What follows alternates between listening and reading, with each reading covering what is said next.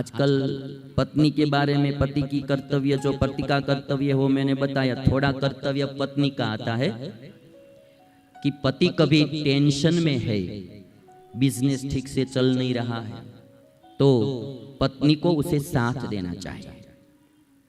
अभी मैं थोड़ी सी कथा आपको बताता हूँ कि जब राम और सीता का विवाह हो गया, फिर दशरथ राजा ने सोचा कि अब मैं गद्दी पर राम को बिठा दूंगा, और आप सब जानते हैं कि मंथरा ने पूरा खेल बिगाड़ दिया।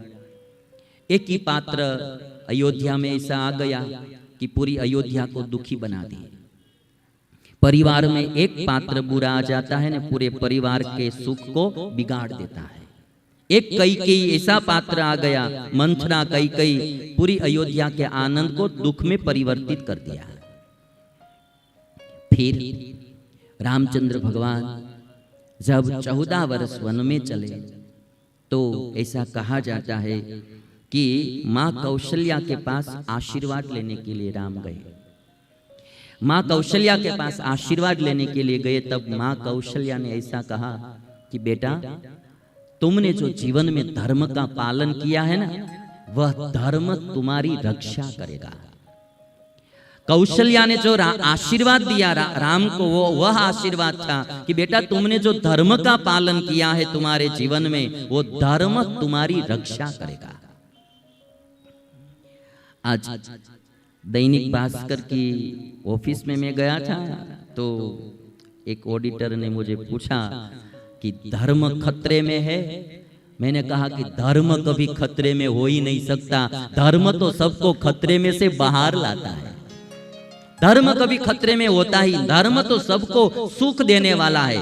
या जरूर धर्म में झगड़ा भी नहीं होता, कोई भी धर्म किसी को झगड़ा करने का सिखाता ही नहीं है, नफरत करने का सिखाता ही नहीं है। कोई नफरत करता है, घृणा करता है, हिंसा करता है, यदि कोई झगड़ा करता है तो वो धर्म नहीं सिखाता है, वो धर्म के मूल में रहा अधर्म सिखाता है। धर्म तो केवल नाम है, धर्म सबको मिलजुल कर रहने का सिखाता है। धर्म सुख शांति का मार्ग सिखाता है। धर्म कभी किसी को झगड़ने का, धर्म किसी को नफरत करने का सिखाता ही नहीं। चाहे कोई भी धर्म हो, हिंदू हो या इस्लाम हो या क्रिश्चियन हो, धर्म अच्छे इंसान बनने का सिखाता है। धर्म खुदा को प्यारे बनने का सिखाता है। धर्म कभी झगड़ा करने का सिखाता ही नहीं। लोग अपनी जो मनीषा होती है वो धर्म के नाम पर रखकर झगड़ा करते हैं, और इसीलिए कौशल्या माँ ने कहा कि बेटा, तुम्हारा धर्म ही तुम्हारी रक्षा करेगा। धर्मो रक्षति रक्षितः। फिर रामचंद्र भगवान जब तैयारी करने लगे तो लक्ष्मण ने कहा कि भाई, मैं भी आपके साथ आऊंगा। लक्ष्मण को वनवास नहीं था, किंतु एक भाई ऐसा पात्र मिला राम को, लक्ष्मण ने पूरा साथ दिया। आज दुख की घड़ी आई राम के जीवन में, तो लक्ष्मण ने साथ दिया, मैं भी आपके साथ आऊंगा। सीता जी जब आई तो सीता जी ने कहा कि मैं भी आपके साथ चलूंगी।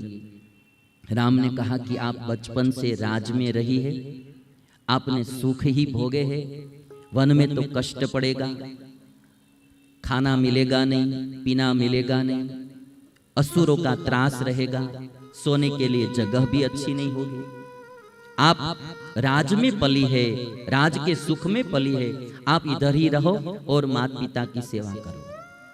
सीता जी ने कहा कि यदि मेरे पति वन में है तो मैं राज का सुख कभी भी भोग नहीं सकती।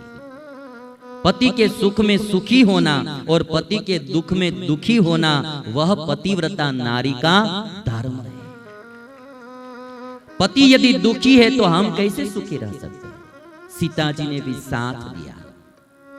मैं बार बार कहता हूं कि राम के जीवन में संकट की घड़ी आई, दो पात्र अच्छे मिल गए, एक भाई लक्ष्मण और दूसरी पत्नी सीता। दो पात्र ऐसे मिल गए साथ देने वाले।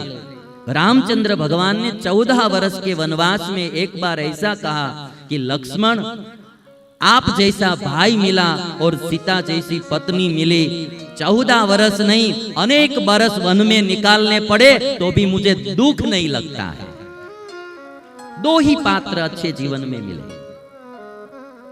बस हमें रामायण में से यह सीखना है कि हम भी हमारी भूमिका लक्ष्मण और सीता की तरह निभाएं।